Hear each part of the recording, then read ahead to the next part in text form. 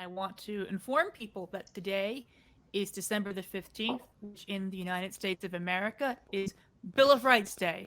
I don't know how many people out there watching know it's Bill of Rights Day, but Bill of Rights Day was created by proclamation by Franklin Delano Roosevelt as a day set apart for the mobilization for freedom and for human rights, a day of remembrance of the democratic and peaceful action by which these rights were gained, and a day of reassessment of their present meaning and their living worth. With the future of our First Amendment in the balance, I can think of no better way than to commemorate Bill of Rights Day with a mobilization for freedom and human rights to tell Congress that we cannot leave this to the UK court system. We cannot leave this to Joseph Biden and Merrick Garland. We couldn't leave it to Donald Trump, but that Congress, the people's house, needs to rise up and take action to not only speak out for Julian Assange and Daniel Hale and these other people being persecuted, but to actually amend the Espionage Act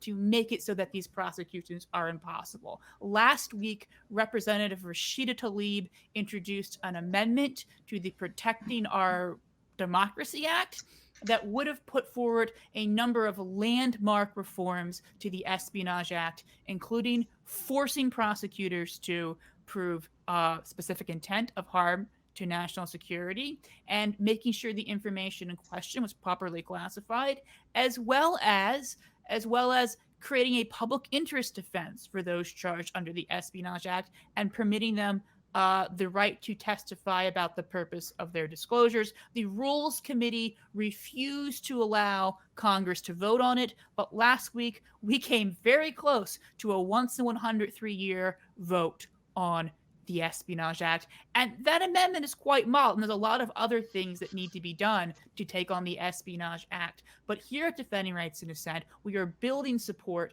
not just for Julian Assange, not just for Daniel Hale, not just for reality winner Edward Snowden, but to actually take on the law that has been used to silence them. If you go to rightsanddissent.org/take action right now, you can join us in a Bill of Rights Day mobilization for freedom and human rights and contact your member of Congress. Tell them, I'm concerned with the attacks on Julian Assange, and I want you to take efforts to reform the Espionage Act.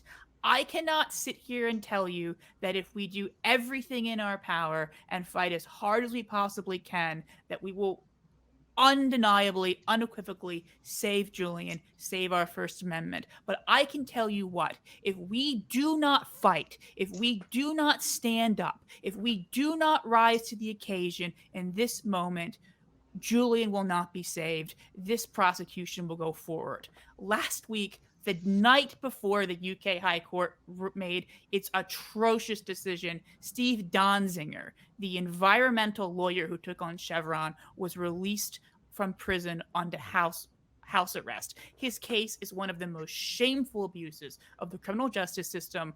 And the reason he was released was because of independent media, broadcasts like this one, and the people who mobilized, grassroots activists who mobilized to free him. He's not as free as he should be. He's still under house arrest, but his case shows the power of grassroots activism, the power of the people. And I would also remind people that in the waning days of the Barack Obama administration, there was some talk that Obama might commute Chelsea Manning's sentence. And a lot of people said that if he didn't do that, she would die in prison. That was our last chance to save her life, the last chance to see some semblance of justice done to a heroic whistleblower who gave up so much in order so that we could have a debate about what our government was doing in our name in Iraq and Afghanistan.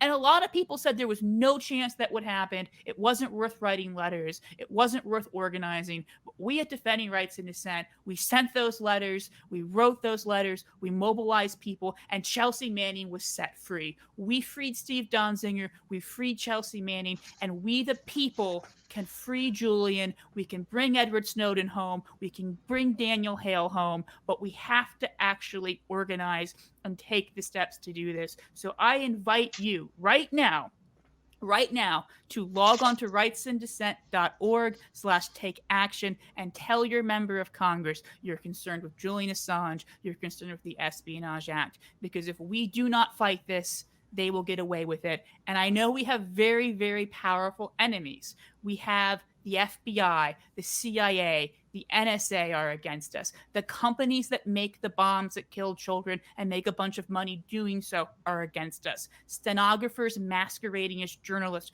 who repeat every lie the national security state tells us is against us.